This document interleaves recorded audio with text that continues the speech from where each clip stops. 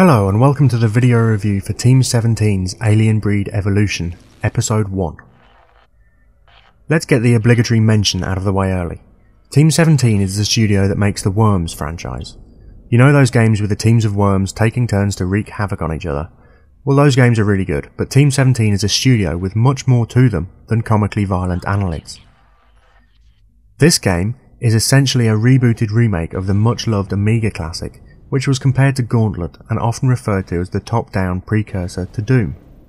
This remake has been given a 45-degree isometric viewpoint, with a camera that you can swivel around your central character using the shoulder buttons. The control mechanism will no doubt be described as dual stick because movement is governed by the left stick and aiming is controlled by the right stick, with the right trigger firing your weapon. The left trigger uses whatever item you have selected, whether it's a health pack, grenade or gun turret. There are face buttons assigned to run, reload, context-sensitive actions like opening doors and searching corpses, and melee attacks.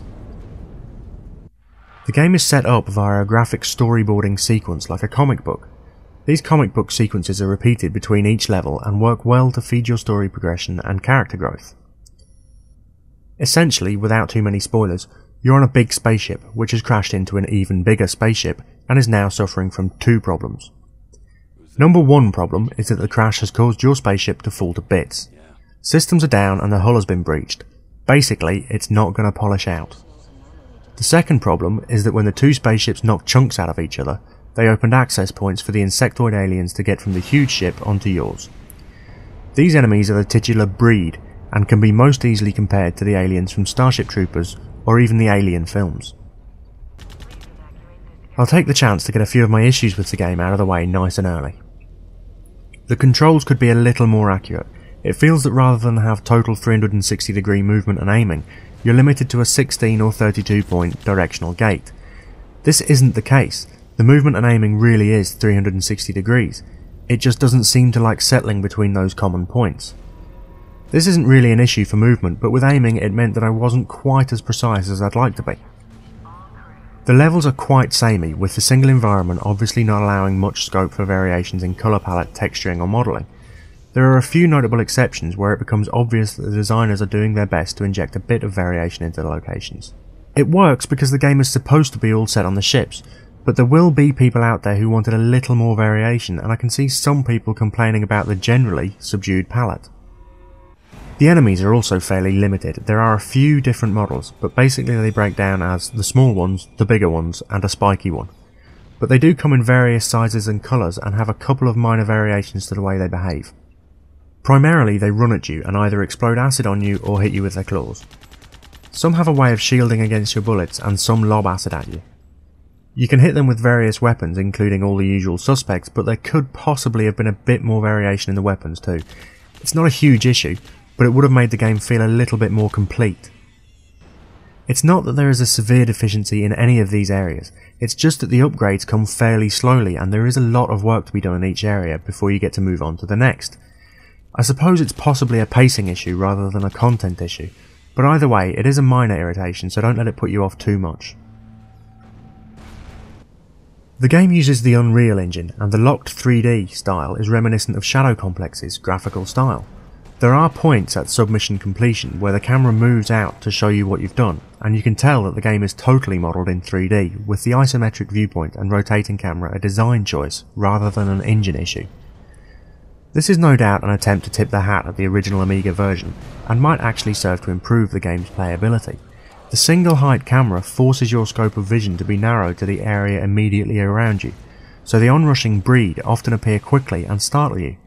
It all lends to the tension and builds to the game's finest achievement, the atmosphere.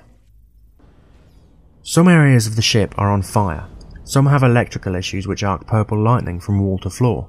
There are regular explosions and external collisions which shake the ship, and the power circuits need the attention of a good electrician, with areas in almost total darkness lit only by your torch. It all adds up to a tense experience which may never become actual fear, but certainly leaves you a little bit jumpy. The levels are designed around the concept of submissions, opening up new pathways to new missions which must all be completed to clear your path to the elevator and escape from that level. There will be some amount of backtracking and some limited area searching involved, but it never gets too frustrating, and none of the tasks are long enough to cause you to tire of an area. The concept, gameplay and execution of Alien Breed Evolution are very competently managed to present the player with a game which is bang up to date, but has clear and obvious pathways to its ancestors. The most obvious of these for me was the save booths. Alien Breed Evolution doesn't auto-save your game for you at every room entry or task completion. It makes you find and use specific terminals. In the original Amiga game, these terminals were also used for purchasing weapons and playing a version of Pong, which sadly seems to have been removed from this reboot. What hasn't been removed though is the cooperative gameplay that was a major draw in the original. You can still have a friend join you either locally or via Xbox Live to take on waves of encroaching breed. One final point to be raised is the difficulty curve. There are 3 levels: Rookie, Veteran and Elite. In the Rookie difficulty, the game is very difficult to fail at, with enemies dying quickly and easily and not dealing enough damage to cause too much concern. Veteran difficulty was just about right for me. Enemies were knocking my health bar down a bit between health pack collections, and I had to put a fair amount of hot metal in them before they stopped trying to eat me. The Elite difficulty mode is vicious. It doesn't let up and actually makes the game an entirely different proposition. It no longer involves running down enemies with your guns blazing. The tougher aliens are much more likely to be hunting you, as you find choke points to bottleneck advancing swarms and lob grenades indiscriminately as you watch, panic-stricken, as your health meter quickly empties. Elite mode is not for the faint-hearted. There are a few flaws in Alien Breed Evolution, but nothing that's too difficult to forgive.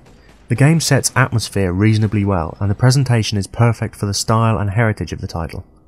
It would have been nice to have a few more weapons, enemies and even levels, but for a relatively inexpensive downloadable title with further episodes planned, I think there's an acceptable amount of content. Whether or not you will enjoy the game depends on how much you enjoy this style of control mechanic. If you're a fan of more methodical dual stick games, then this is a great example. If you hate the separated move and aim controls, then it probably won't change your mind. And if you're new to the control scheme, then I can't really think of a better game to introduce you to it. Alien Breed Evolution Episode 1 gets a 7 out of 10 for me.